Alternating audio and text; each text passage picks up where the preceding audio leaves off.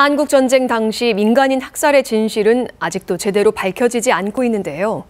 67년 전 임실에서 일어났던 비극의 진상을 조경모 기자가 취재했습니다.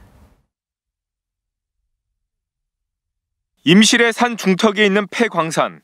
일제감정기 일본이 금을 캐기 위해 개발한 곳입니다.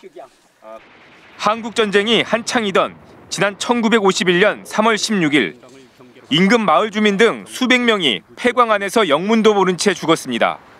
빨치산 토벌작전에 나선 국군과 경찰이 사흘간 폐광 입구에서 마른 나뭇가지 등을 태우자 연기에 질식한 겁니다.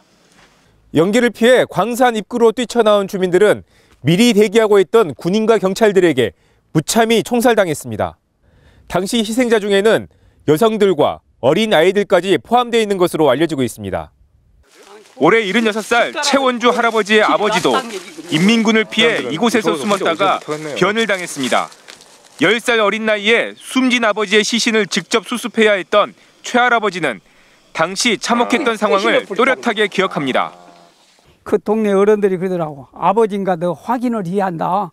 확인 안 하고는 이거 우리가 면 못 써. 그러고는 얼굴을 딱 이렇게 비키고는 아버지인가 봐라그림 본 게 키거든. 81살 박순남 할머니는 생지옥 같은 학살 현장에서 마지막까지 살아남은 유일한 생존자입니다. 당시 15살이던 박 할머니의 어머니와 두 오빠, 새언니는 모두 폐광 안에서 연기에 질식해 숨졌습니다. 박 할머니 등 생존자 50여 명은 군부대로 끌려갔고 군인 중 아는 얼굴을 만난 박 할머니만 기적적으로 살아남았습니다. 안 양반이 나를 구우러 와갖고 그러더라고요. 너는 참 운이 좋다. 내일 다 이 사람들 다 총살 씹을 텐데 운이 좋다. 그래갖고는 그런 줄 알았어요. 박 할머니는 세월이 흐를수록 바로 옆에서 숨져간 어머니의 모습이 자주 떠올라 가슴이 미어집니다. 젊어서는 몰랐는데 이제 나이에 들어간 게 더 그래. 나 혼자만 품고 있었지. 어디다가 말도 못하고. 이곳에서 숨진 희생자는 최대 400명으로 추정되지만 지난 2010년 진실과 화해를 위한 과거 사위를 통해 공식 인정받은 희생자는 47명에 불과합니다. 희생자들은 대부분 이념과는 관련이 없는 평범한 농민들이었지만 좌익으로 몰려 숨진 상황.